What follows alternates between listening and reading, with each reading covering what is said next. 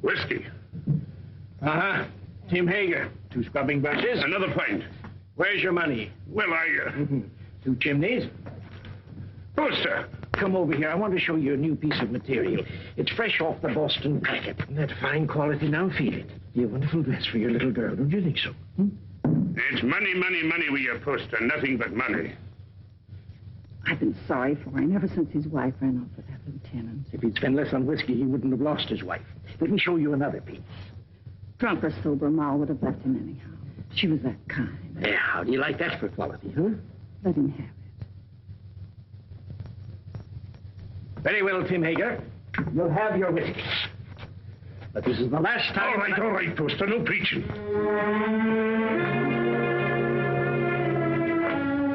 It's his little girl I feel sorry for. Poor little Jenny Hager. Faster, faster! Can't you swim any faster?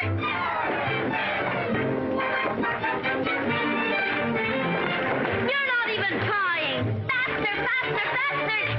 Faster, faster! Come on, faster!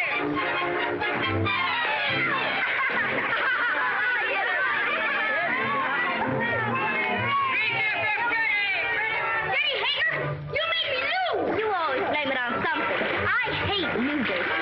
Come on, E-Train. Get ready and I'll race you. But Jenny, I can't swim. You'll never learn till you get out in deep water. But I'm cold. You're scared of the water. Oh, why don't you go help your father in the store? Measure out coffee and count wormy apples. You're no good down here. Go on, Ephraim. You can't swim till you try. Go ahead, Ephraim. He'll drown. I'm scared. Let's pull him out. No. No. He's scared to death. Jenny, he'll drown. Who cares? What's all that racket about? It's all right. Jack, run for it. Poor Ephraim. Poor Ephraim. I'll say. Come on, Mike. Hey, what's going on here? Good gracious. It's Ephraim Poster. What's he doing in the river? He can't swim, can he? Oh, what happened, Jenny? Those awful bullies pushed him in. Poor Ephraim. Poor. Nearly poor murder, that's what it is. If it hadn't been for you, Jenny, he'd have drowned. You all right, Ephraim? The boys didn't do it.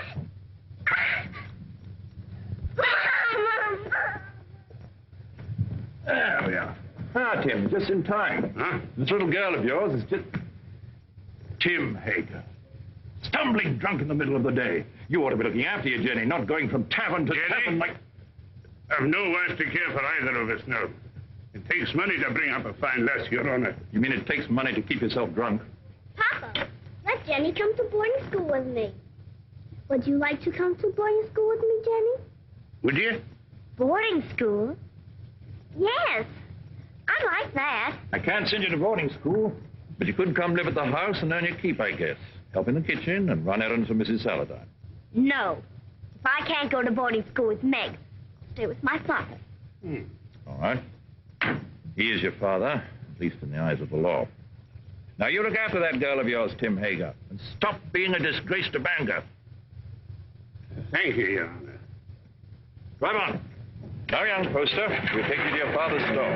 That tight-fisted, sour-blooded old skinflint. You might be better off than Mrs. Saladine, Jenny. Not in Mrs. Saladine's kitchen. I've no money to bring you up properly. Never mind. Before long, we'll have everything. Houses and carriages, horses and kitchenwares. All those things, my lass, you're a wee bit young. Just as soon as I grow up, we'll have everything we want. Because I'm going to be beautiful. Empty. Beautiful.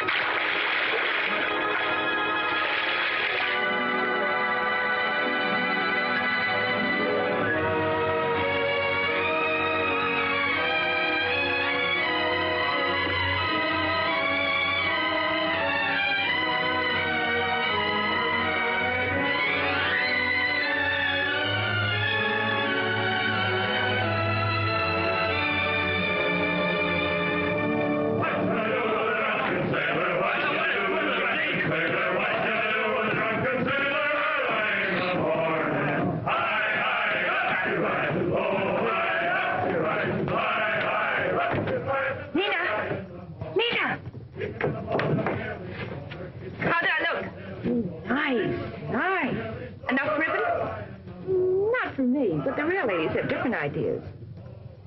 Get some more color in your cheeks. And bite your lips whenever no one's looking. Men love red lips. Let's go down and meet the packet. Why should I? The sailors will all come up here anyway. Oh, but the best ones get picked off down at the dock. Listen, honey, with your looks, you don't have to worry. Why, you can get the youngest and the best-looking man on the river. I don't want the youngest. I want the rich. Jenny, that's a recipe for trouble. Don't worry about me. I can handle trouble. I know you can.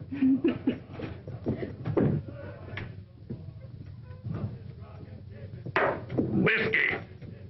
All right, Mr. Hager, but you needn't holler. Someone might hear you out in the street. Who, for instance?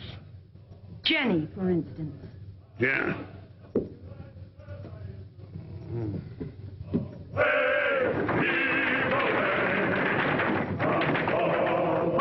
With the boat, man. Come on. Heave away, heave, yo ho. Heave away, heave, yo ho. Well, Jenny, come down and see the cargo? Mm-hmm. It's exciting. We get used to it after a time. I suppose I import more stuff than any other man in the state of Maine. How many vessels do you think I own, counting the lumber barges? 56. Who told you? Somebody?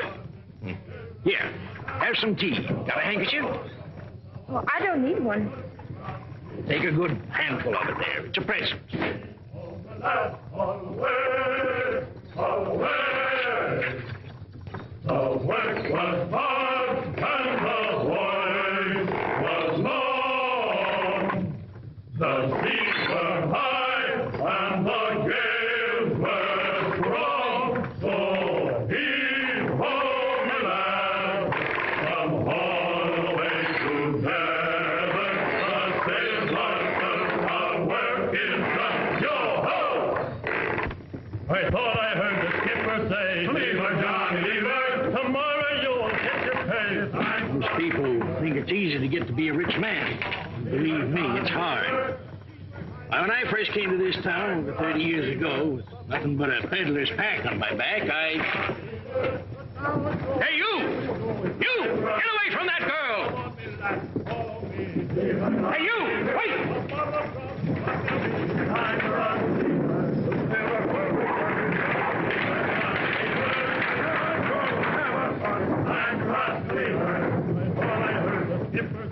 Leave her, Johnny, leave her. Tomorrow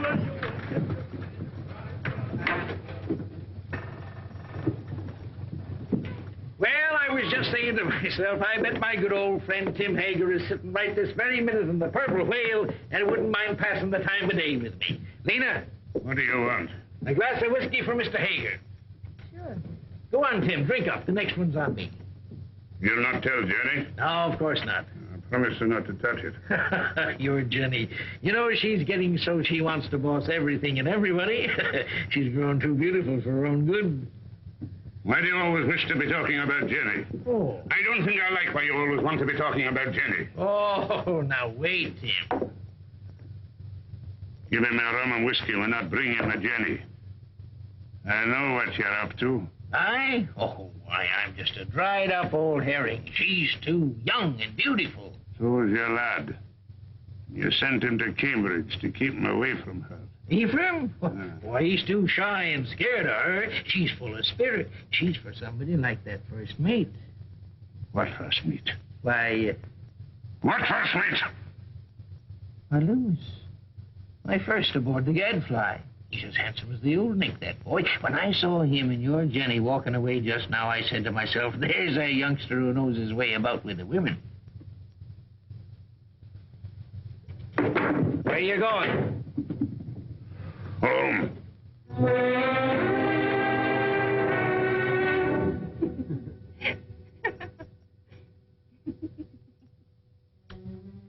Good night. Oh, once I loved a pretty girl that I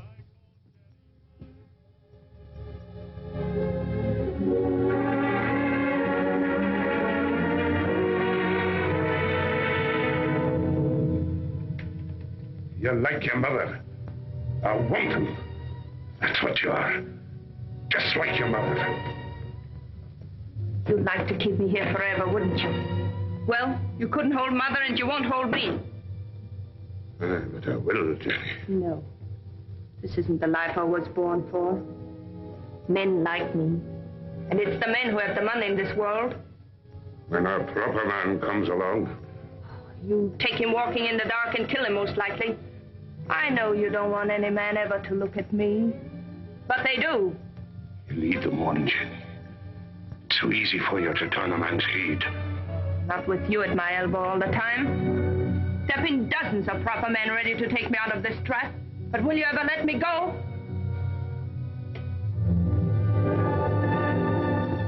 I know Mr. Poster wants me. I made him want me. What do you think of that? There's a devil in it, Jenny Hager. A devil straight from the bad place. And I'm going to whip him out of you. You're going to beat me. This is one beating you're not like.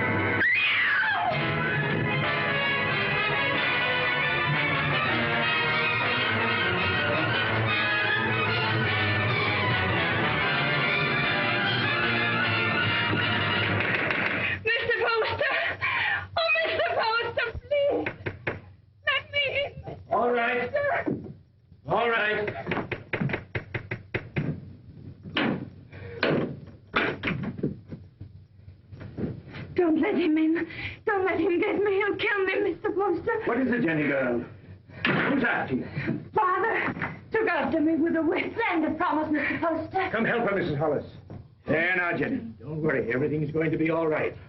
You bathe her and rub some butter on them bruises and put her in my bed. Oh, that Tim Hager, he ought to be burst. That would take 6 men to do it. He's big, Mrs. Hollis, but no bigger than righteousness. If the town don't birch him, he'll be birched by the Lord. You showed good sense, Jenny, in coming to me. I'll do this. You stay outside. Oh, there now. If you keep on crying, your face will be all swole up tomorrow. And that's no way for a pretty face to be.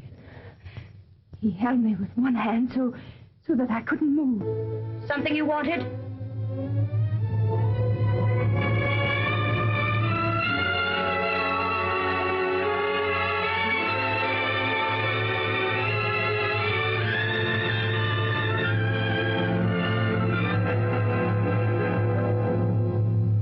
drove her out into the night like a dog that wouldn't obey. Reverend, it's the rum that does it. We ought to scourge every tavern keeper out of town and into the river. If I had my way... We ought to be deciding about the girl, Deacon Adams. There's been enough scourging for one night. One thing is decided. The girl mustn't go back to her father. No. Someone must take her in. I would. Only my daughter Mary doesn't like the poor girl. Then she's not for your house, Reverend. Make a bad situation worse. I guess we could use her to clean and maybe help in the kitchen. But a young girl eats like a man. It's more than victuals, Deacon Adams. Your wife has all the understanding in her heart that a man could ask. But Jenny's of marriageable age. Yes, that's bad. And yet we can't turn her loose on the town's charity. She needs a home. Well, yours is fairly empty. Oh, no. Leave me out of it. It wouldn't be suitable for me to take her into my house, and I have no wife. You have a housekeeper, a very respectable woman. But she might leave me, and I'm not able to get another. We'd have a scandal in the town. Aye. No, marriage is the only answer. And the answer to that is a younger man. What about your son Ephraim? They used to be so much together. Ah, he's a schoolboy, frittering away his time at college. She needs a responsible man. Well, there must be someone. A pretty girl always has a lot of friends. What good are friends? Most of them no older than her.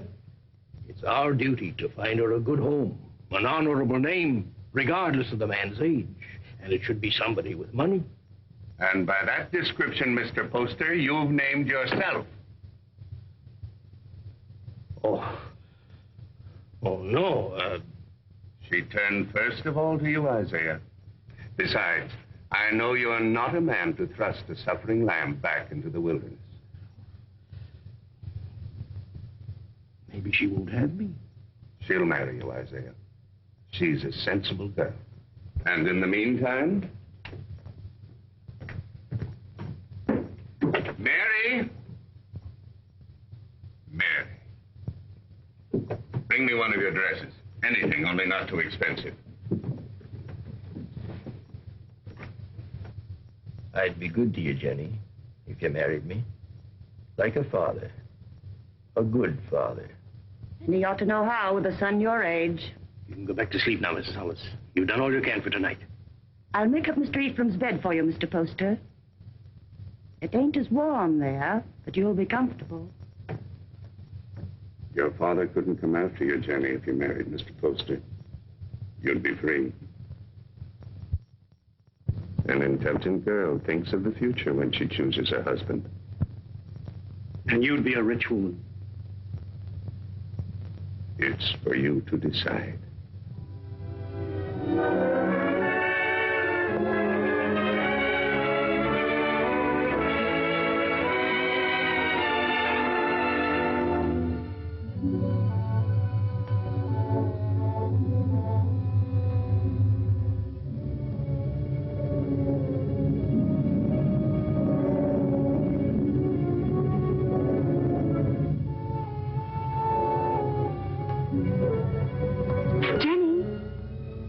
Meg Saladine, come in. Oh, if you're busy, Jenny, I can... No, don't go away. I was just ordering something from Boston. Mr. Poster's a very lucky man. This has been a very lonely house for him. Out of change. Meg, yes? Will you help me? Of course, Jenny, of course. The water glass always here. And the wine glass here. And, oh, Jenny, you'll have to get rings for the napkins. Now, the biggest plate here. Money changes everything. All I ever needed before was a knife and a spoon. But you want to be a lady. Give dinner parties and entertain your husband's friends. I'm sure Cleopatra never bothered about napkin rings. She didn't live in Bangor. Oh, that wouldn't have stopped her. It wasn't by knowing how to set a table that Cleopatra got along. Oh, Jenny. Every time I say something true about men and women, you say Jenny. Why does a proper lady have to be embarrassed about plain talk? It isn't honest, and it makes old maids. Doesn't anyone here care about church? Judge Saladine and Mr. Poster are waiting outside, and I am in the ladies' choir. Didn't apply to me, that remark about old maids. I've already met my very special gentleman. He's not anyone in Bangor. His name's John Everett. He's Wood's boss for her husband. He's a very educated man. Is he young? A little older than I am. Good looking? Beautiful.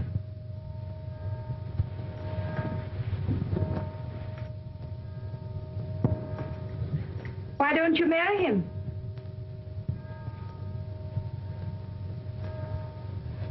He won't. He has no money. Oh, that's nonsense. Does he love you? Yes. And you love him? Then make him marry you. Oh, Jenny, I wish I knew how. He's not like the others. He thinks things out. I'd know how.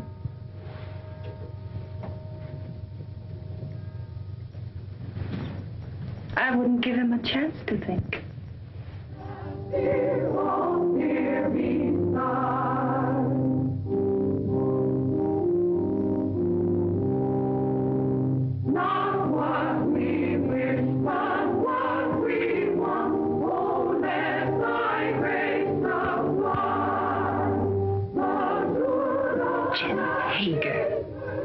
Jenny Poster.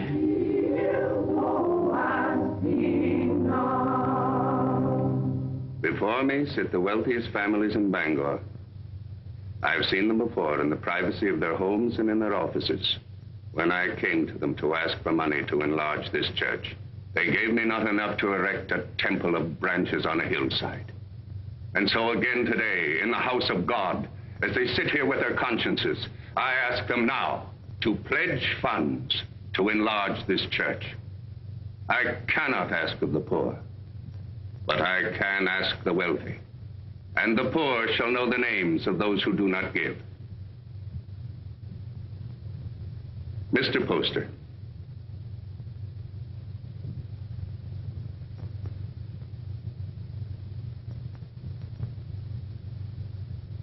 Judge Saladine?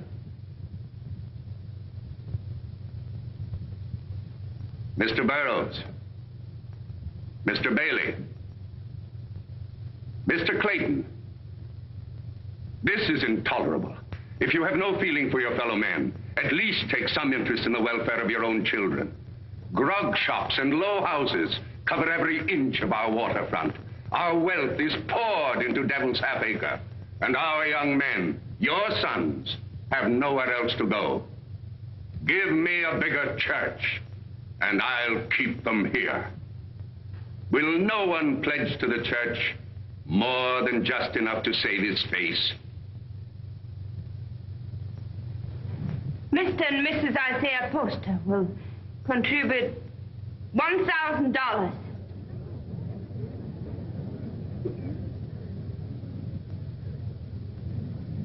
If the men of Bangor won't give to the church, the women will.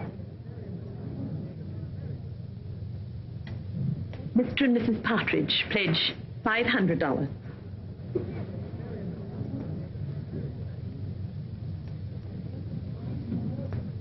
Judge Saladine will pledge $1,000. Jenny, I want you to go on working for the church. A church can endure only upon deeds and not lip service. I'd say her lips have done you enough service. $1,000. If you think I've so much money, you ought to... Stop it, Isaiah. You're the luckiest man in Bangor. Oh, Mrs. Poster, I'm so glad to see the younger members taking an interest in the church, and I must apologize for not calling on you directly after you were married. That was a wonderful contribution, Jenny. He's a wonderful husband to let me make it. Good morning. Good day, Reverend. Good day, Reverend. Good morning. Good morning. Good morning. It ain't the money I mind, but I'd like to know what you're doing with it before you do it. I gave the money because I hate grog shops and what they do to people.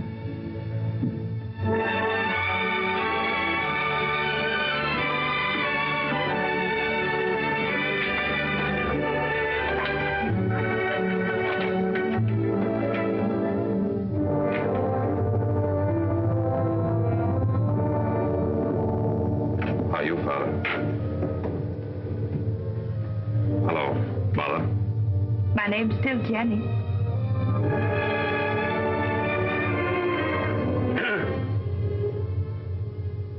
You came home, did you? I thought you'd be on your way to England or somewhere by now. Oh, England is full of architects. I knew you'd come home. Isaiah told me he sent you money to travel for a while, but I didn't think you would. I came close to it. I didn't know whether to mind your letter or mind his and go away. It's easy to see which one you thought more of. Now, why do we stand here? Let's go in around.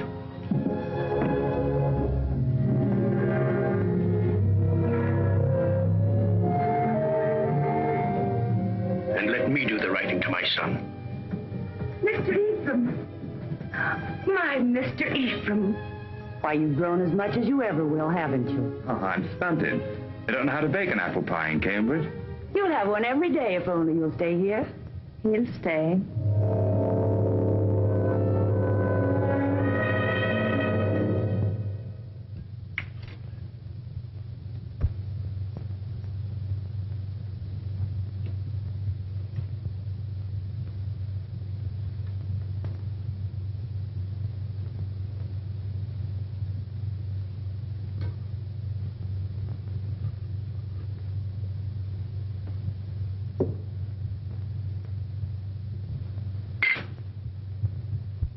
You'll find little to keep you in Bangor, Ephraim.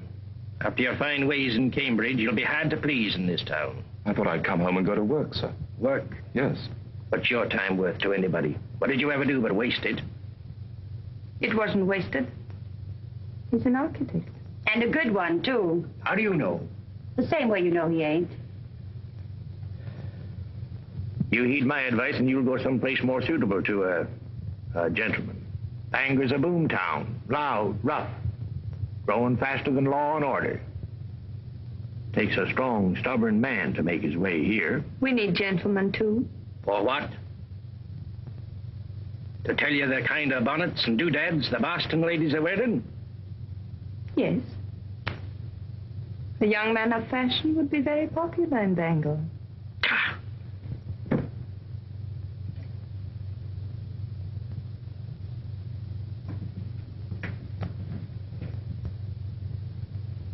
I'll join you later. Well? Yes, Father.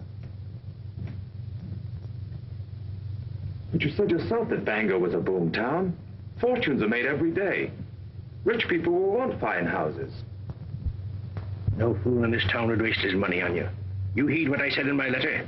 Travel a bit. What makes you so angry with me? All I did was to come home. I get angry at you because of your ways. You think I don't know how you've been spending my money. Hard drink and easy women. I know your kind. Isaiah, you shouldn't upset your father. I'm sorry. All right, Father, I'll go away. If you really want me to. I don't think he does. You want your son to live at home, don't you, Isaiah?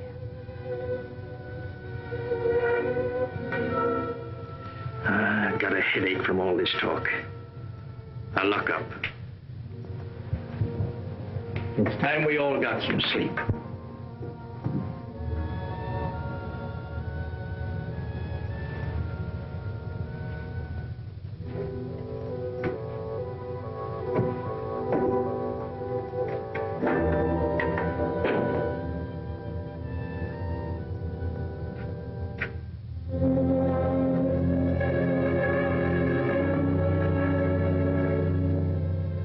Shall I light your way? Thank you.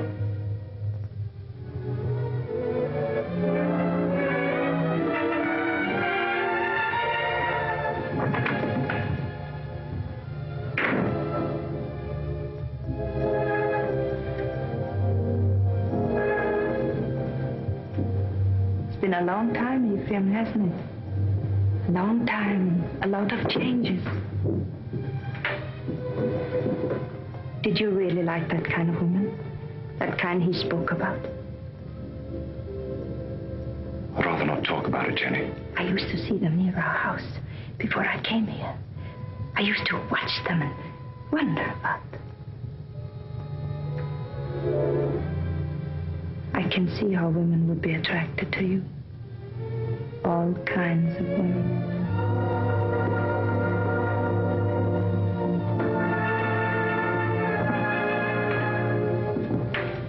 Good night, Ephraim.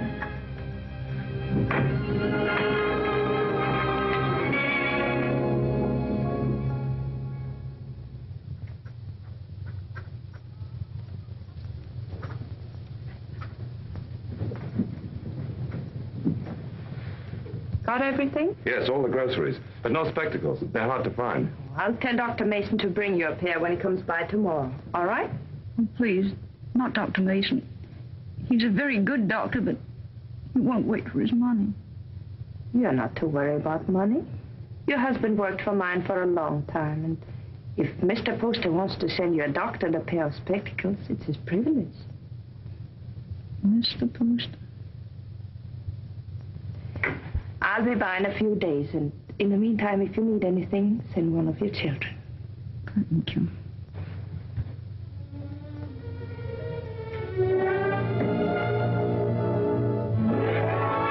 That's the way to hold your place in the town, Ephraim. And the people love you for it, Jenny. And I do want my husband and my son to be proud of me. Well, I wanted to see how you spend your days. Thanks for showing me. You've grown, Jenny. My father's wife's a great lady. I think behind Mrs. Isaiah Poster, you'll still find Jenny Hager. You remember Jenny Hager? Oh, that little ruffian? Well, she pushed me in the river right here. That isn't true. The others pushed you in. I pulled you out. Oh, that's right, you did. Of course I did. Didn't we always stick together? Ephraim and Jenny, side by side against the world. Oh, we had good times here, didn't we? Better than we knew. Shall I tell you something? I always think of this as our place, yours and mine. This is where we first thought we were in love. Yes. Silly, wasn't it?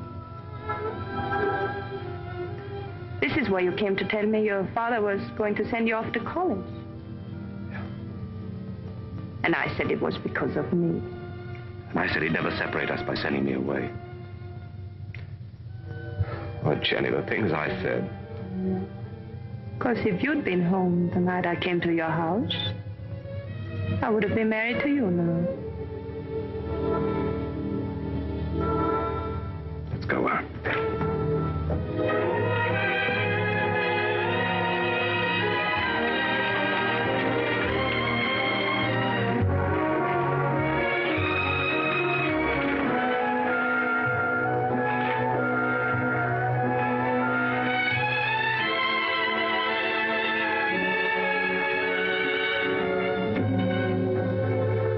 Come into the store and wait on me the way you used to. Another time, Jenny. I want to go up and talk to Father.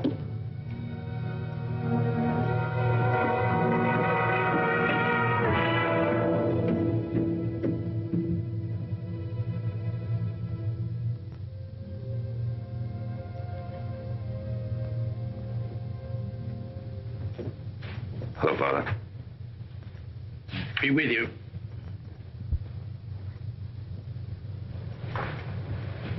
What you been doing all day? Oh, driving Jenny around. Mighty popular in Bangor, isn't she? She does a lot of good. Spends a lot of money, you mean? If you really minded, you could put a stop to it. You're very happy with her, aren't you? Yes. Well, I'm going to take your advice. Bangor's no place for me.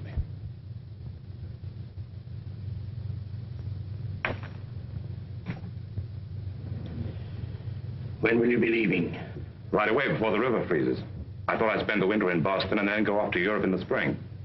I think your father needs you here, Ephraim. Why, Jenny, you feet like a bird. I didn't hear a sound. You want him to stay, don't you, Isaiah? Why don't you tell him you want him to stay? Can't you be honest with your own son? I'm honest with everybody. You might be of some small use to me if you stay on. But if you don't like it here, get out. Only don't come meeching back again. If you go, I'm through with you. I'll take you home.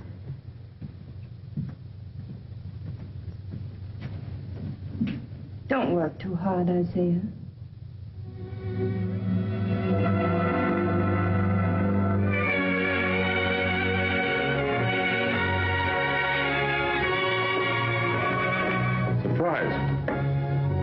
When Bangor's Lady of Mercy goes out to deliver her packages, her sleigh should fit the season. That's a confession you've been thinking of me. Of course I think of you. Yet you've been avoiding me. Careful. Faint. Put it down.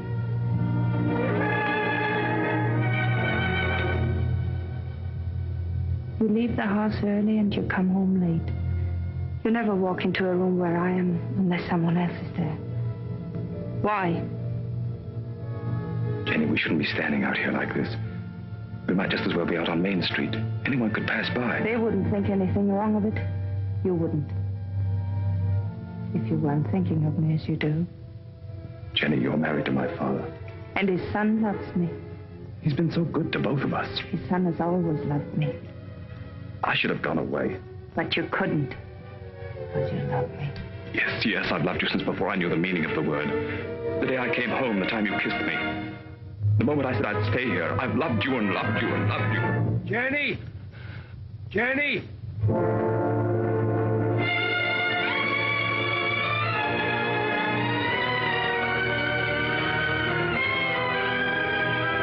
Jenny! Father's very ill. Send for a doctor.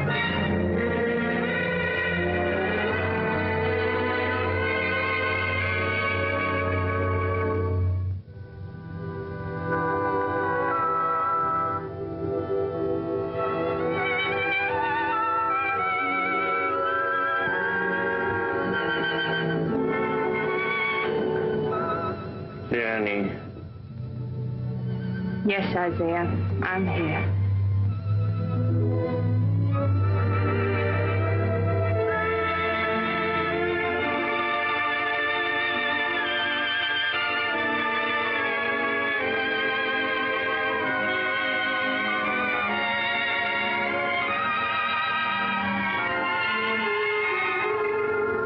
You keep this up and you'll fall in your tracks.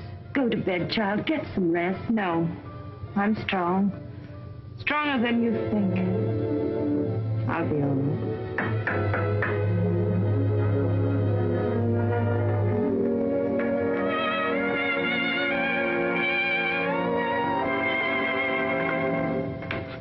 How is he? Just the same, sir. Is there any possibility of speaking with him, Jenny? There's trouble in town. Dr. Mason says warm weather might bring him around. But that's a long way. We're at our wit's end. There are too many people in town, too much idleness. Did you hear the shooting last night?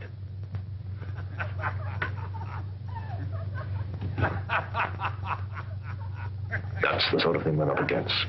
Lumberjacks coming to town between jobs with rum and women on their minds. He told us 2 years ago we should have a police force. We should have listened to him.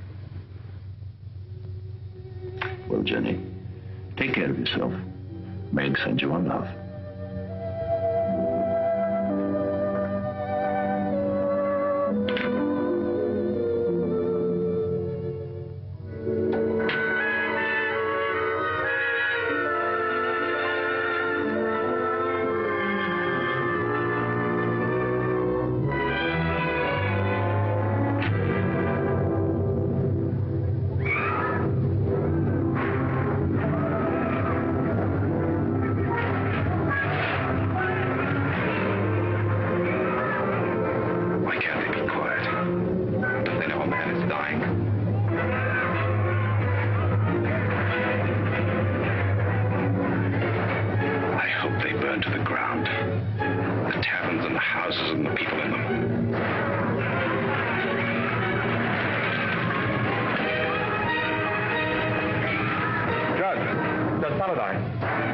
There you are.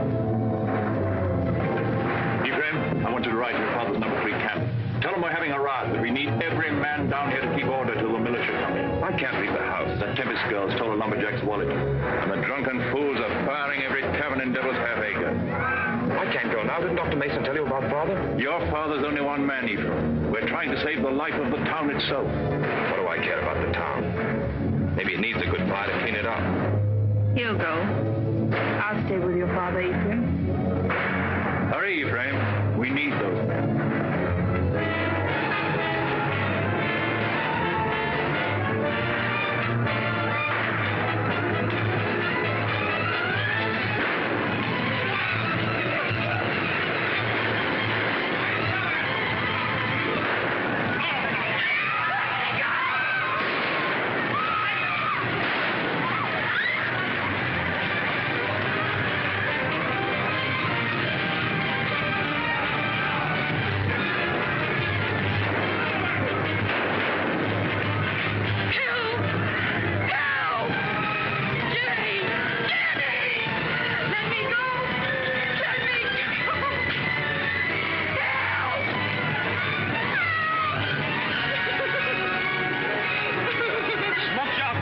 my money? I didn't take it. I didn't take it. Where's my money? Let's give her a band. That'll lose their tongue. Let her go.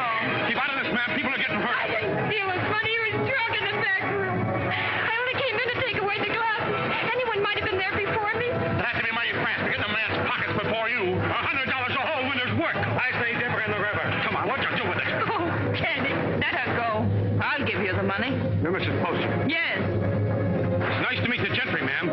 But I'm not so sure I'll be happy just to get my money back. We want to know what's going to happen to her. Since I'm giving her the money, it's my right to decide that. Why do we gibble and gabble about it? There's the girl, there's the river. Let's give her a band. Wait. We'll be waiting for your store to open in the morning. The money isn't there. We're coming up here and collect it.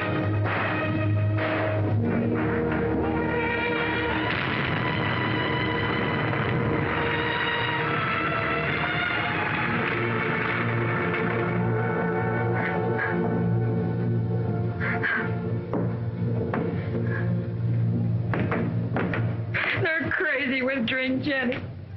Burning and shooting and stabbing. I didn't take that money. Why, the town's so full of thieves and pickpockets, it could have been anyone. They were going to tar and feather me and get upstairs under the rafters and burn the place to the ground.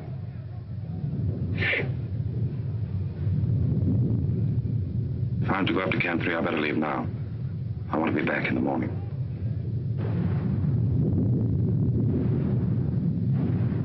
Oh, Jenny, what am I going to do now? I no place to live, no place to go. It isn't right, Jenny, to be smoked out in the streets like an animal. I don't want you to worry about it, Lena. I want you to rest. Lena, do you remember the house I used to live in? Well, I want you to stay here for the night, and tomorrow you move in there. Won't cost you a cent, and if anyone should bother you, you come to me. Oh, you're good, Jenny. That's why you come up in the world. That's what I tell everybody about you.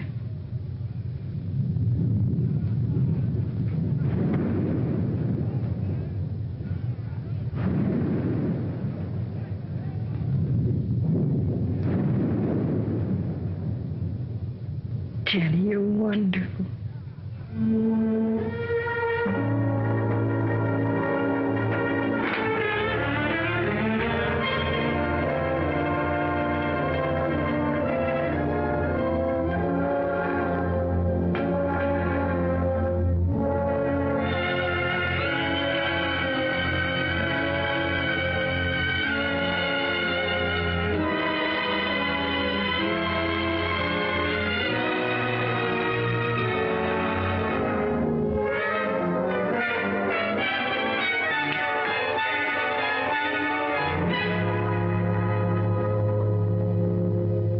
Are you going to take the carriage or the brown mare?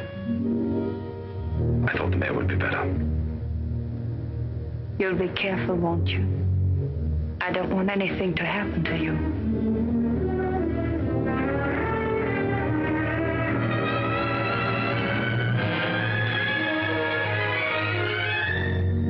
Poster?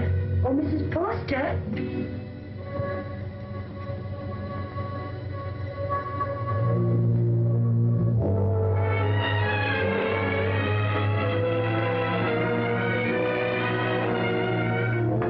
Yes, the fever's broke. He's breathing better. He's going to get well.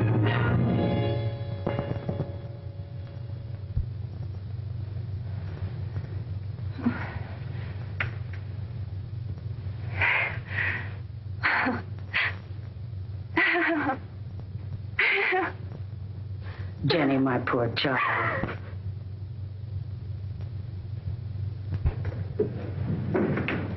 Has Mrs. Foster gone to bed? Does she ever go to bed, the poor child, nursing and tending her husband? Tell her to come to the Saladine house. The girl will need her. What's the matter? Judge Saladine got into the fight. Hurt? Dead. Ask Mrs. Foster to come with us. It needs a woman to tell the girl. Mrs. Foster's been under a great strain. She's gone through enough. You better get someone else. Wait.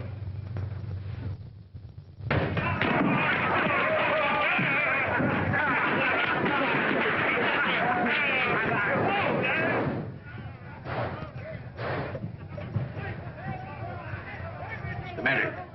You squeamish?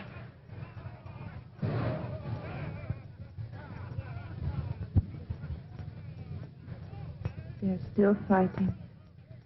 Can't someone ask for permission to bury the dead? I did. So we all sit about and wait for the liquor barrels to run dry. The loafers and drunkards have taken over the town. And for 3 days, a man like Judge Henry Saladine can't be carried to his resting place. There's a fine victory for rum. Don't talk like a fool. Those woodsmen come in from the timber. They want some excitement after the winter's work. You take away their pleasures, they'll go to work in another part of the country. It only proves that we've got to have a police force. Some sort of city government, that's all. You've been too tolerant a man, Isaiah Poster. Too interested in lining your pocket. When my lumberjacks come down from the hills, they'll patrol the town till we get them decently harried. Why don't you lie down for a while? You worried about me, Jenny? That you'd found out what kind of a tough old tamarack you'd married.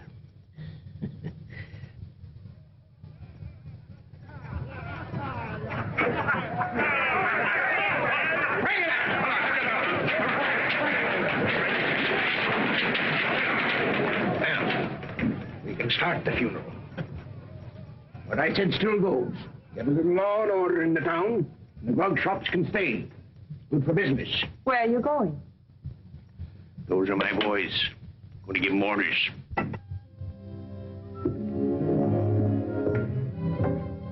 Look. Oh, I say, are you hurt?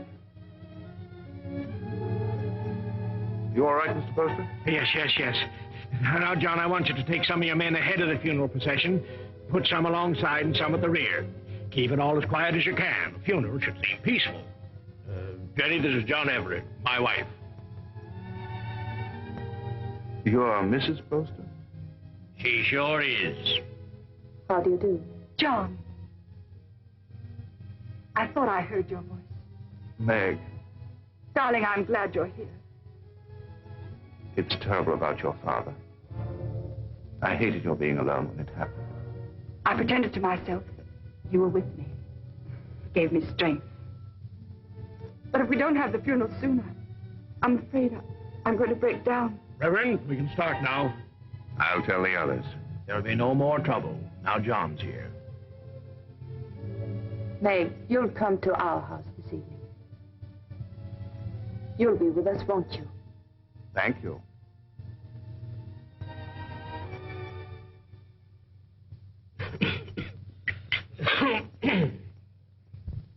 No, those aren't my after-dinner pills. These are from my spleen. Let me look again. I'll find them in a minute. And bring a glass of tepid water. Yes, Mr. Poster. Shall we go into the parlor? No, Jenny, leave them alone. You know how young folks are. John has to go back to the camp in the morning. Go back? Yes, of course. Darling.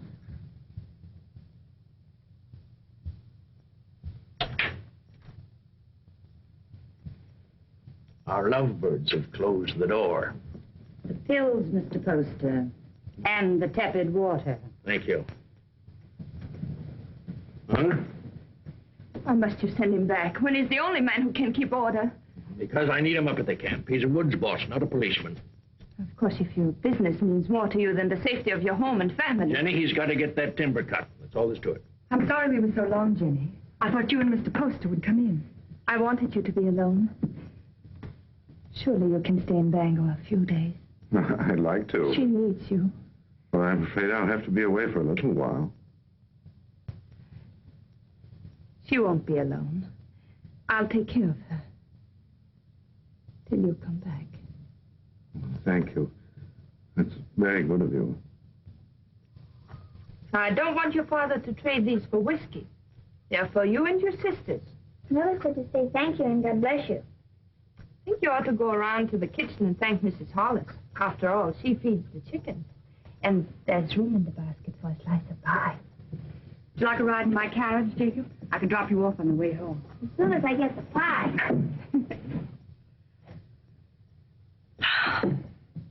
Isn't it a beautiful morning? Jenny, I've been wanting to speak to you. You have? What about? Not here. Let's walk down to the river. But not now, Ephraim. I've so many things to do.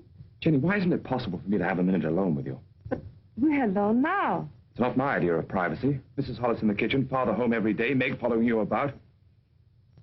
I'm sorry. That's a very short answer, Jenny. What is it? Have you seen somebody else?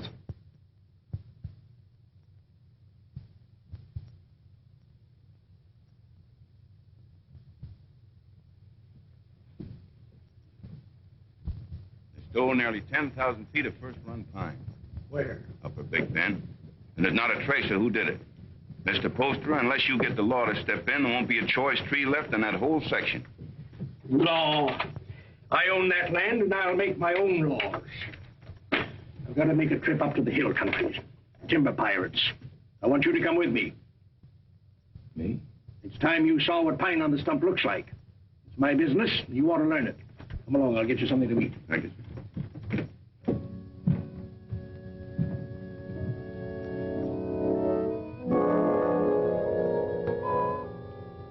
Jenny, What are you waiting for?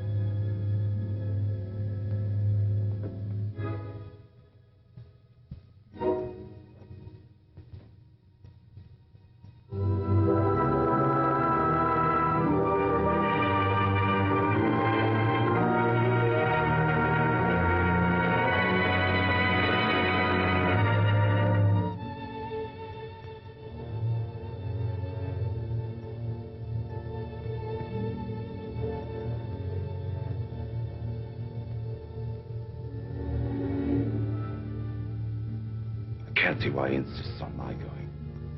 I'll be dead useless weight. And afraid of the water besides.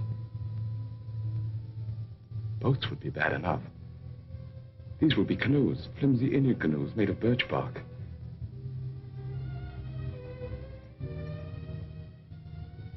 Jenny, I can't admit to him that I'm frightened. Tell him not to take me along or not to go at all. I told him I wasn't cut out for that sort of life, that I'd be more of a burden than a help. But he's so stubborn, Jenny. How long must he live, Ephraim?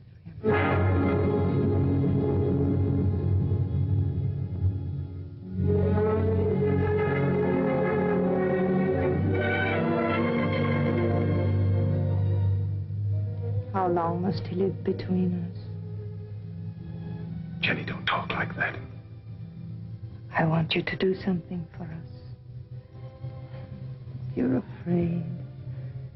I could promise you so many things, and yet you're afraid. He's my father. As long as he's alive. Why does everything frighten you? You're going to make me very angry. And if I get angry and go on wanting you the way I do, I might tell him what happened between us. Nothing has happened between us. No. But which of us will he believe? Jenny, you couldn't. You know what that would do. He lived a full and useful life. It would be a pity to see him die. But a greater pity to see his life ruined. With a lie. We've been living a lie, Ephraim, and I want to be done with it. I want you to return alone.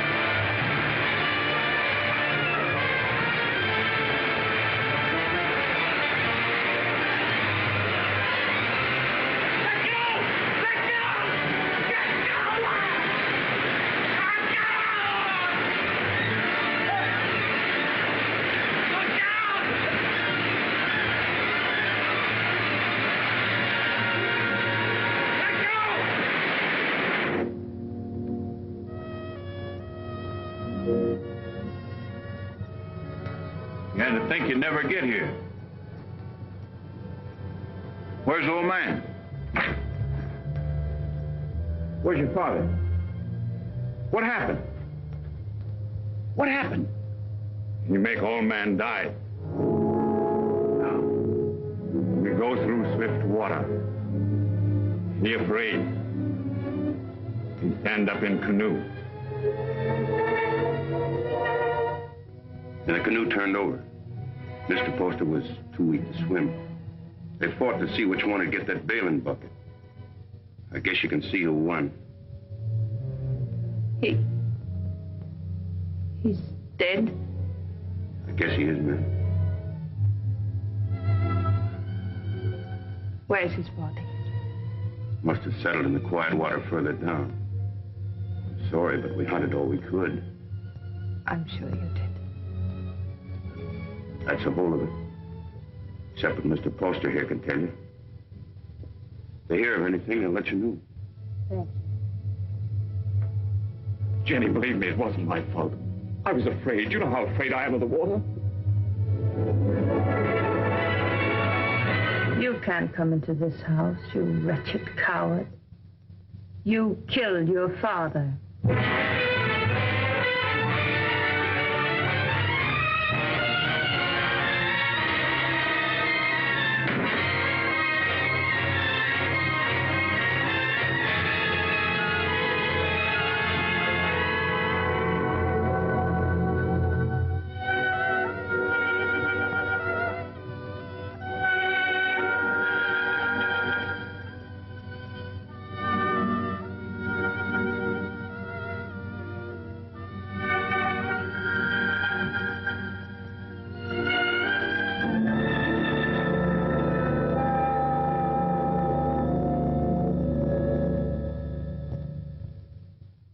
Was a fine businessman, but it never occurred to him to provide for the handling of his fortune after his passing. Well, there'll be no cold on Friendly Bank telling my woods bosses what to do. No disrespect intended, Mrs. Poster, but it's a man's world we live in up in the woods, and we don't rightly see how a woman fits in. Duncan's right. Right there. You'll go right on living in your world without interference. I'll own the properties. You'll take your orders from your superintendent, John Everett. That's fine. That's fine. That's a great honor, Mrs. Poster, but My husband would have selected you, so I'll do it in his place. Thank you for helping me, gentlemen. This will be the first time I ever worked for a woman. Down in there.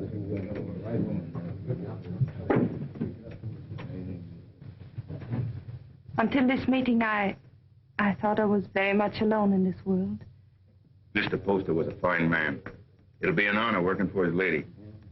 We won't give you any trouble, Mrs. Poster. Good day, ma'am.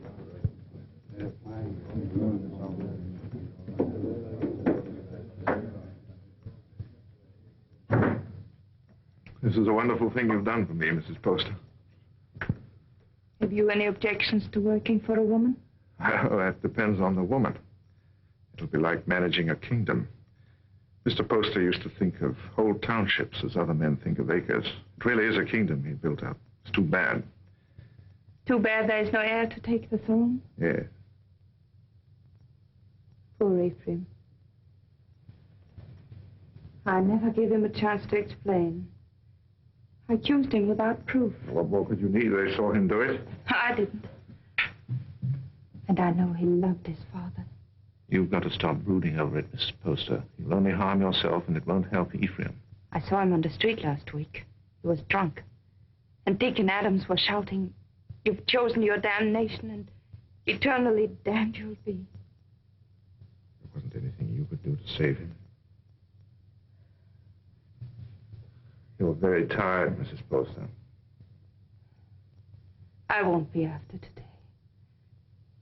I've placed my troubles on your shoulders. Please carry them well for me.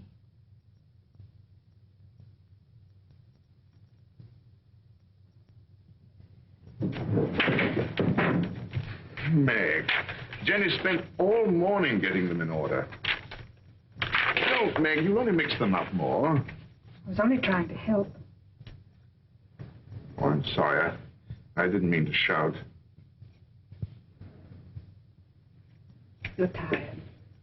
In every bone, driving timber was nothing to this.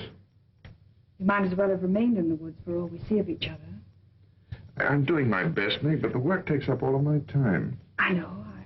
I wasn't criticizing. I was just wishing that... What? John. Yeah? I'm lonesome. John? I'll see you tonight. Dinner? That's a promise. Meg, I haven't seen you for days. Food for a hard-working man. Ah, that's nice. And a cup of tea for both of us. You'll have some, Meg, won't you? There isn't enough for the three. I'll give up mine. The accounts receivable are all mixed up. I had them in order, but then the wind came in. Oh, later. You haven't eaten since morning. Meg, your man doesn't take care of himself. You better do it for him, or there won't be anything left of him to marry. John, there's a rumor that a pump steamboats. Is that going to affect us? Not while water freezes, because then steam's no better than sails. But steam trains, Jenny. Just think. There'll be one to Old Town, And one maybe to Holton. And definitely one coming this way from Augusta. and we can load our wood right on our own trains and get into market weeks before the ice breaks. We'll outsmart everyone in the business. There'll be no stopping us once we get started. Jenny, you'll be the richest woman in New England. Then we'll have to make you the richest man.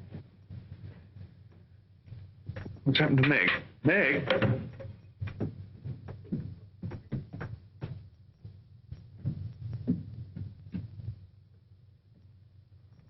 I ought to be kicked all the way up and down Main Street for the way I treat her.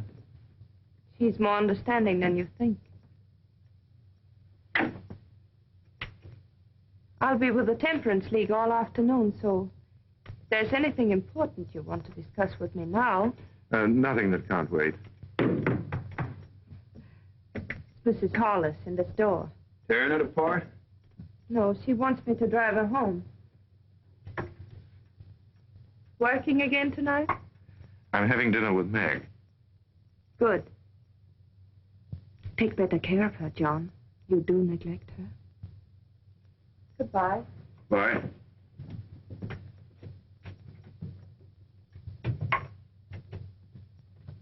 Camp 3.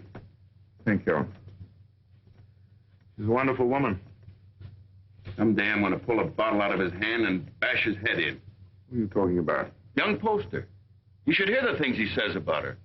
Has he been talking about her? Why, that drunken little... I've seen her nearly sick with worry over what he's doing to himself.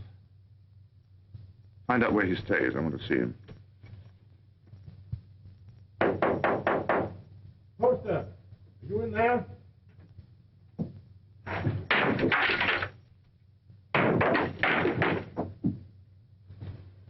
Huh.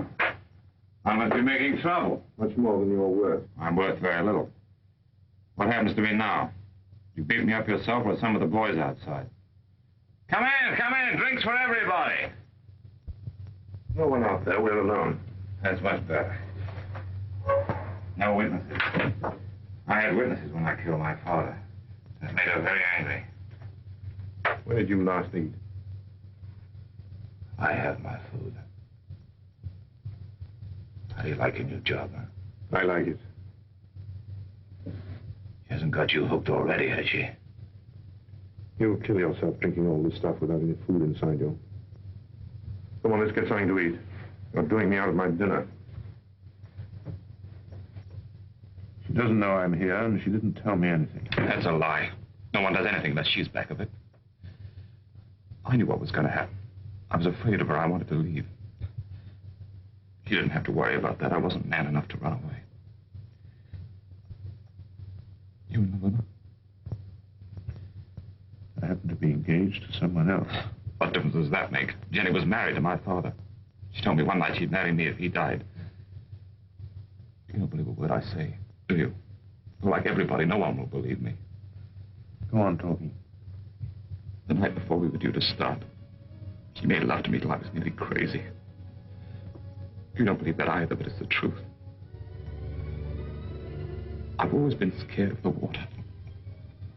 Even when I was a little boy, Jenny knew that. I was scared in the canoe on the trip, and I couldn't eat or sleep anyway from thinking of her. I only remember being in the water with a bathing bucket holding me up, and somebody grabbed for it. I beat him off till he sank and drowned. I didn't know who he was.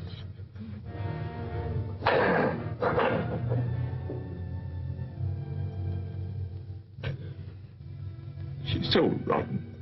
You've got to believe me. She's not even a human being.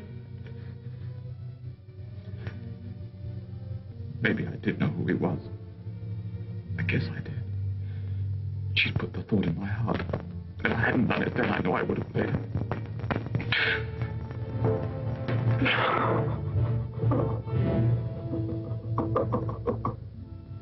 I don't know what you're talking about. You didn't make him love you?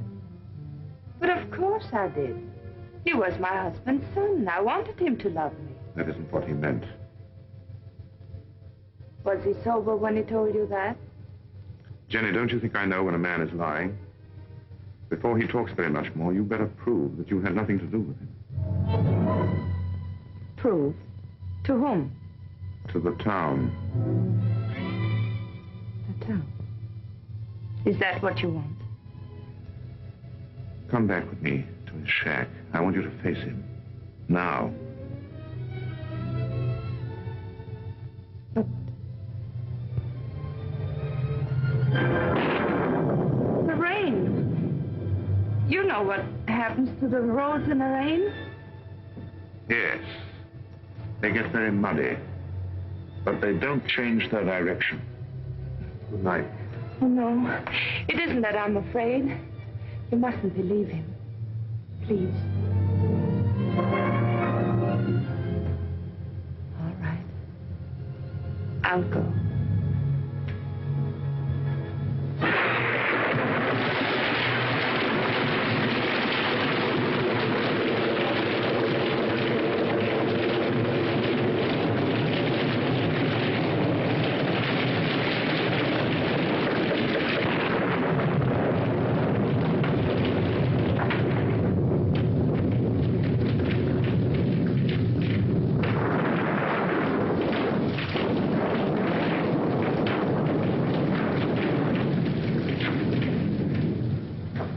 Can't have gone far in this rain. We'll wait for him. I'll put the horses in the shed if you light the way.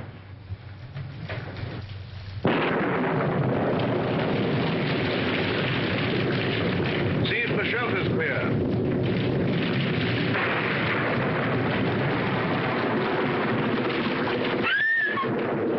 What's the matter, Jenny?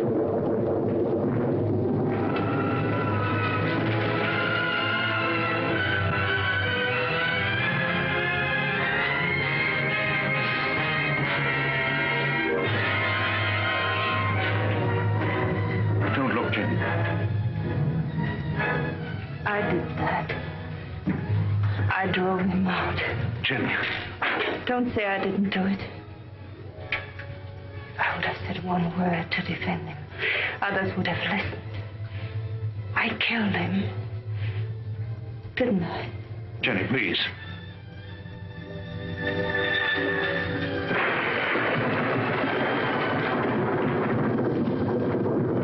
Go inside and sit down. You're shaking.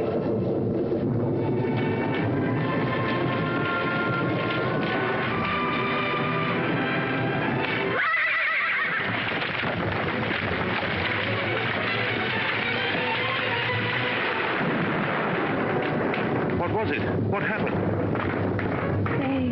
They were frightened.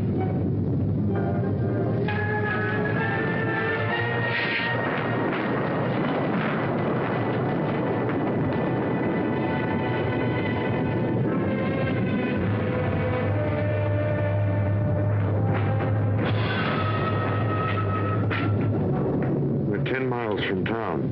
We'll have to walk.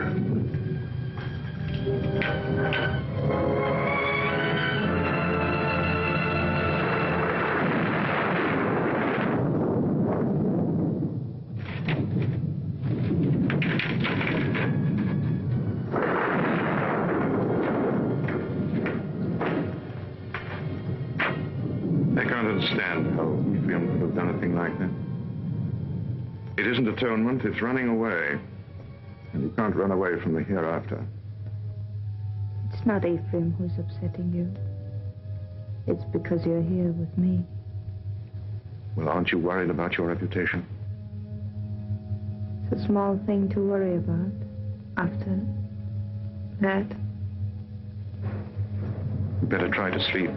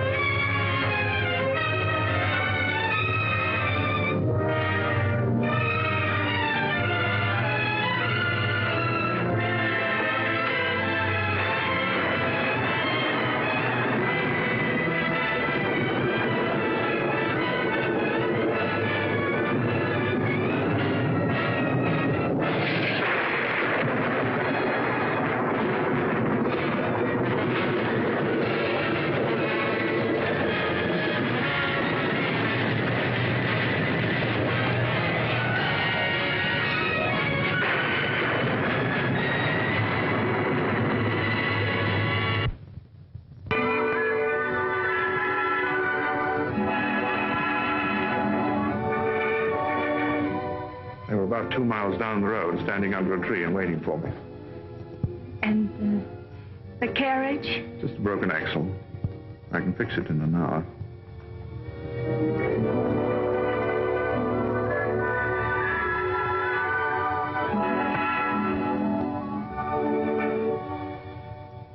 Jenny, what about Meg? She won't try to hold you. I know, but to stand up to her and tell her that I love someone else. You won't tell her. A big, clumsy fool like you. It's a woman's job. Oh, no.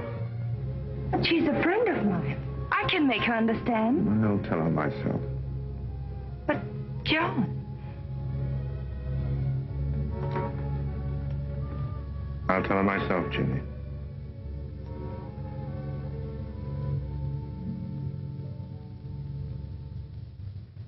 It must have been the storm. That's the only way I can explain it. The storm and the excitement and the lightning struck us. What more can I say? It's nice that we're such friends. Makes it easy to talk this over. There's nothing to talk about. I love him. But if you still want him, he's yours. You know that. You know I'd give him back to you if you asked me to. I suppose I'm a fool. Why? I should have realized that when he said he loved me, he must have said the same thing to you just the day before. No, he didn't. He never said those words to me. I thought because he was shy.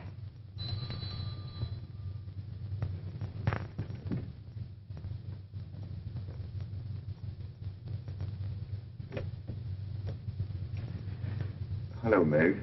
Come in. I just wanted to explain why I didn't come to dinner last night. Right after you left the office, Alex Duncan came in.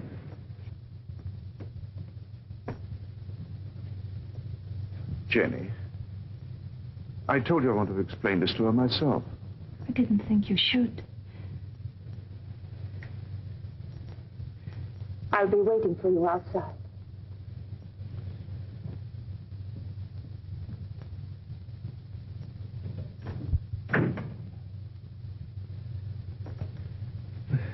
I didn't want it to happen like this, Meg. I wanted to be the one to tell you. I don't see what difference it would make. It's same story, isn't it? I suppose so. When will you be married? Right away? In Bangor? I don't know.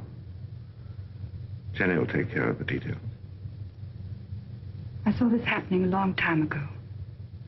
There was nothing I could do about it.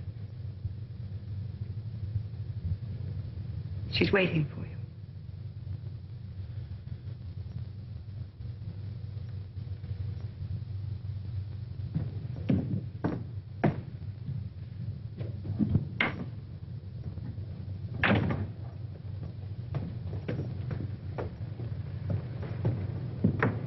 Jenny, how could you do a thing like that? I thought if you came here alone, you wouldn't come back to me.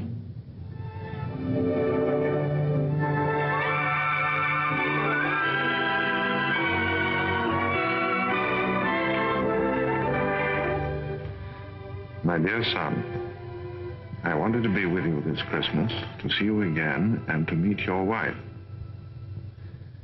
But all your brothers are bringing their families here, so I can only send you this ring in my place. It was given to me by your grandmother to be passed on to the wife of my eldest son, and I know Jenny will care enough about it to do the same. Will you? What if we only have daughters? We'll have sons. I've made up my mind. What else does your mother say? She talks about my brothers and how deep the snow is, and then she says, "A Merry Christmas to you both, my dears. The Lord bless you, Jenny, and make you fruitful. My arms ache for John's first boy." Your mother must be a wonderful woman. I hope that someday you'll say I'm just like her.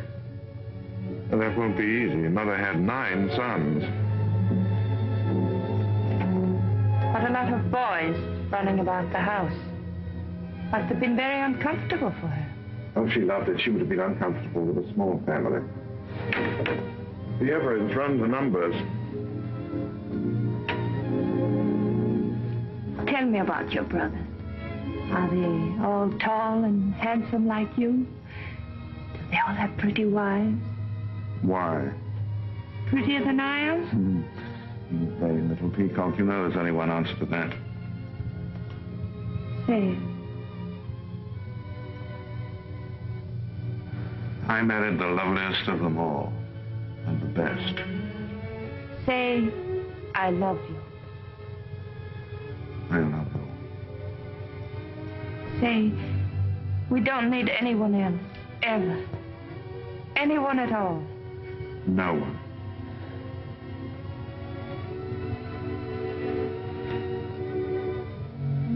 I always lose happiness.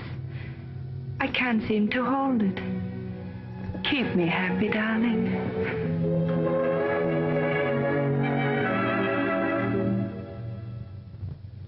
There's no reason why this should happen to you. No reason why it should happen to any woman. Quite often, nature seems to fumble, Mrs. Everett, and doesn't make a person complete. We can't even hope in a year or 2 or ever. Not in my opinion. Of course, you're free to consult with another doctor. I can give you the name of a very fine one in Boston, and I know of another in Philadelphia. I believe you. You mustn't decide, my dear, that the future's altogether dark and empty. You can adopt a child, you know. It should give some release to your normal womanly emotions. I want a child of my own. You won't talk to my husband, will you? I'll tell him myself when I think it's the right time. Of course. You see, he wants children. He's very fond of them.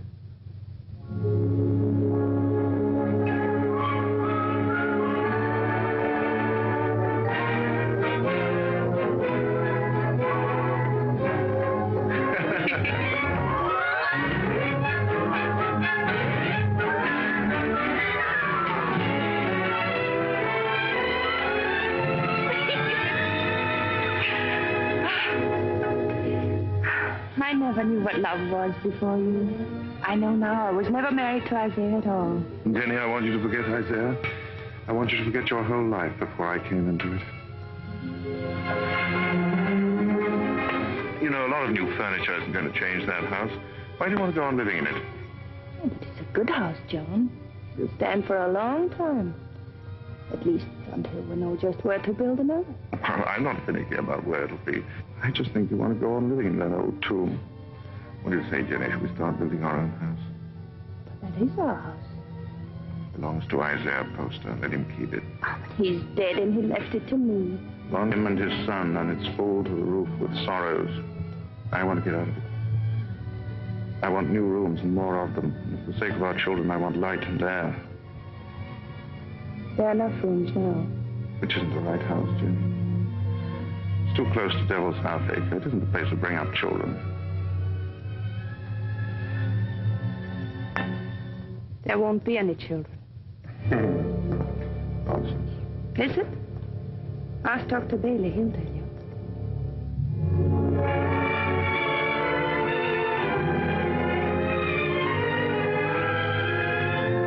Seems there are some things we haven't talked about. When did you learn this? Some time ago. What exactly did Bailey say? Oh, I don't remember. Makes a lot of difference, doesn't it? What do you mean? Between us.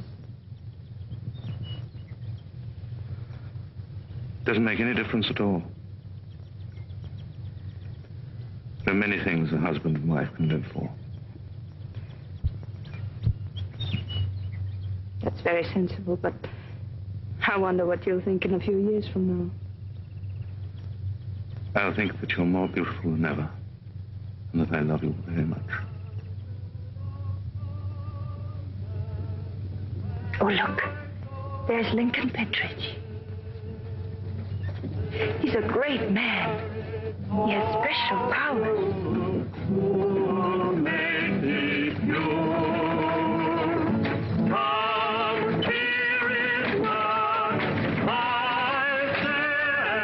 Where was the darkness so great that you thought your sin was hidden? There are eyes that search out every sin. There is a tongue that will accuse you on the judgment day. There is a hand that is terrible in its strength. What is so beautiful as a pure woman? What is so vile as an evil one? The good women of Bangor, such loud amens and nodding of heads. Because I spend my fury upon her, and not on you. How pious you are. How good with your eyes cast upward. Can one of you step forward and say, "This is my soul. See how it shines"? Can one of you hope to escape the terror? How sweet are the ladies of Sodom and Gomorrah. How sweet in silks and satins and laces and ruffles. Here in the house of God. How costly must be the perfume that will not let you smell brimstone. What great secrets are among you? Who is named Vanity? And who is Lust? What woman has put away her husband? Which of you has taken a man from her sister? This is your sister. Come forward and sit with her and be counted. You cannot hide behind your beauty. Your beauty has made you evil, and evil destroys itself. Your soul will become naked. The truth will be revealed. Confess now, while there is yet time. You cannot escape. You can never escape. There will be no sons to mourn for you, no daughters to weep for you. Evil does not propagate itself. It withers in its own fire and is consumed. The lips of a strange woman drip honey. and her mouth is smoother than oil. But her end is bitter as wormwood, sharp as a two-edged sword.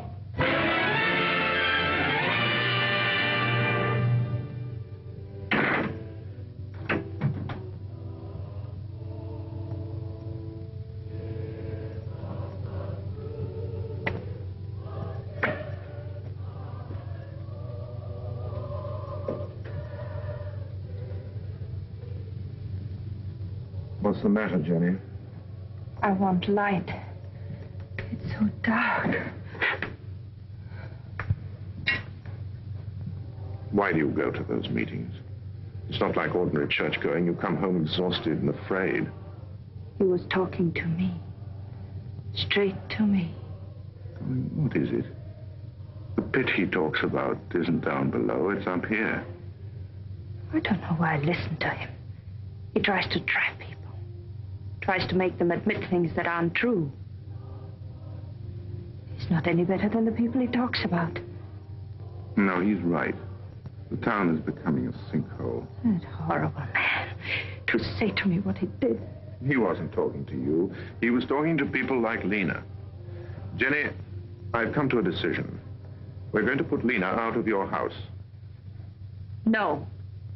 I don't care what she meant to you when you were a child. I'm talking about what she is now. I don't want you to be connected with her. Why not? In what way is she different from us? Except that she's more honest. She goes out of your house tomorrow. I don't want her sins on your hands. You good, righteous man. You hypocrite. Telling others what they must and must not do while you live in this house with me. Do you know what went on in this room before Ephraim killed his father? Jenny. Do you remember the things he said about me? You said he was drunk and afraid. Of course he was afraid. We're all afraid. There's hell opening under our feet. Jenny. This is where he's at. Sit down, John, and I'll show you how I made him kill his father. Sit down and I'll kiss you the way I kissed him. Why do you look at me like that? Why do you pretend everything he told you was true and you knew it? You knew it!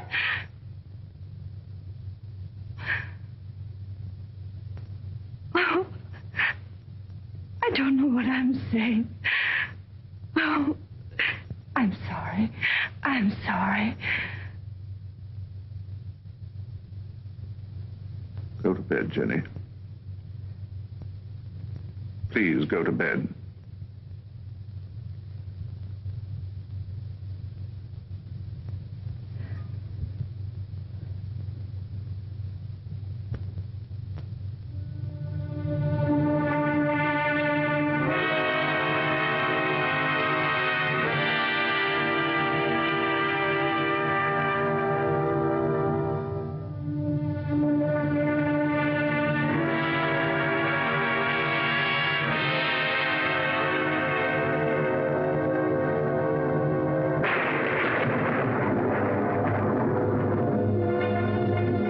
John, is Mrs. Hollis back from church?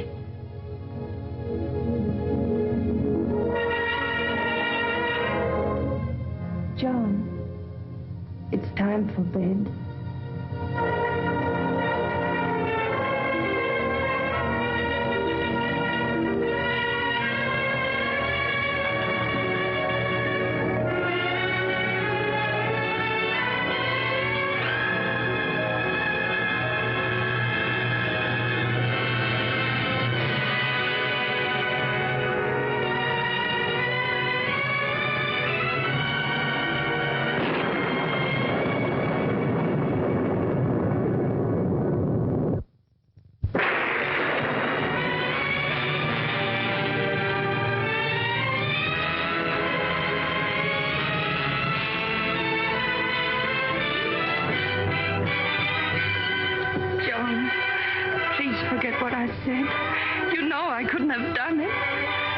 I never believed it.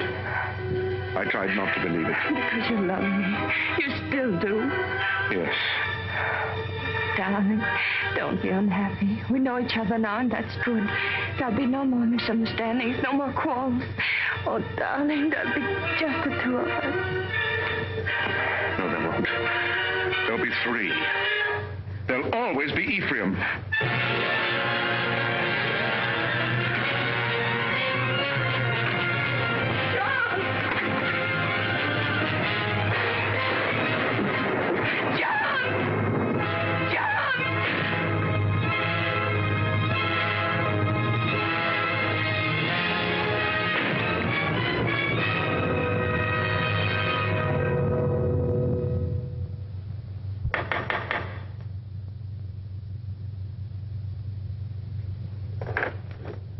Oh, come in.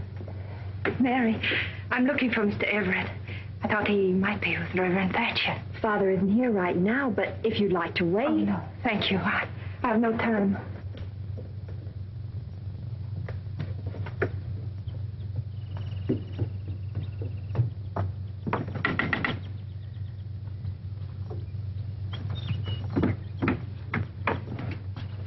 Good morning. Is Miss Saladin home? No, Mrs. Everett. She went out. Has Mr. Everett been here? Oh, no, I haven't seen him. Thank you.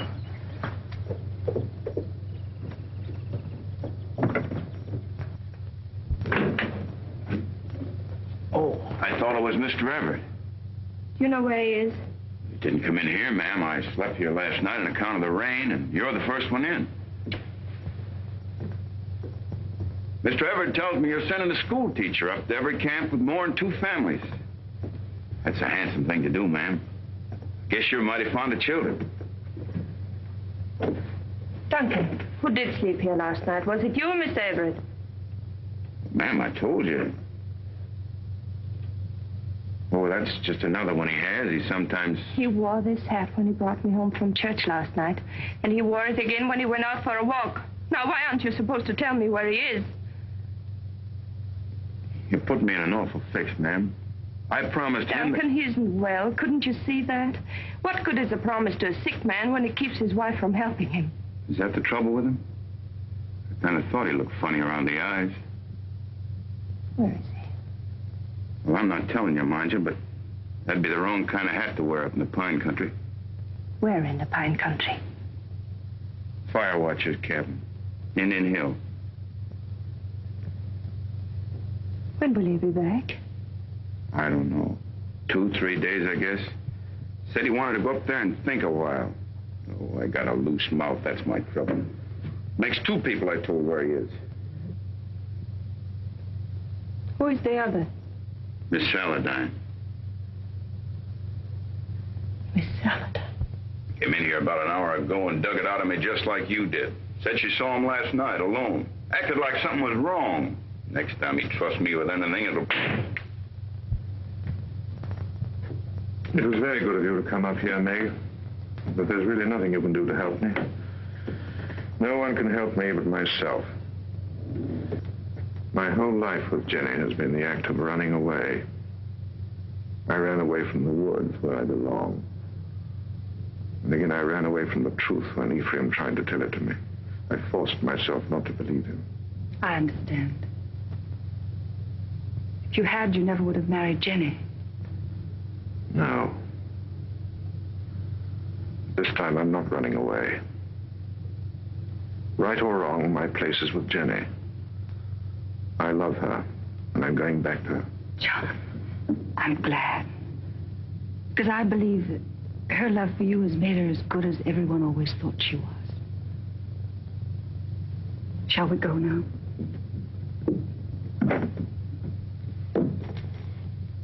Jenny will be anxious.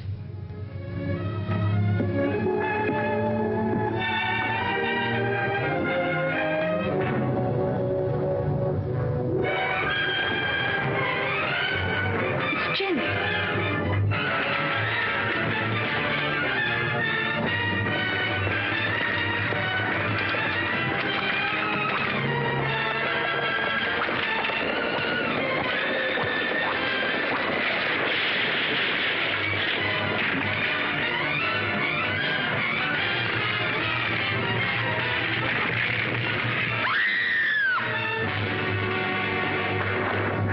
Jenny. Don't move me. John. Don't talk now. Meg, hurry up and get a doctor. Camp 3. I saw you with Meg, and I know. I tried to hurt you. I wanted to hurt you. Don't, Jenny, lie still.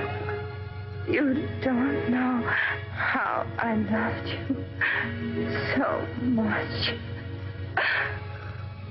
I'm afraid. Oh, John, where will they bury me? Jenny, don't talk about dying. Don't let them bury me with posters. Oh, Ephraim, don't let them. Jenny, you're going to be all right. There'll be a doctor along, and we'll take you home. I know. They'll bury me with Ephraim. They'll bury me in that house with Ephraim. Jenny, darling, listen to me. Nothing's going to happen to you. Not now or ever. As long as I'm with you. And I'll always be with you. I never went away. You do love me. I love you more than ever. I wanted so many things. I wanted the whole world. But it was really only you. Jenny. Jenny.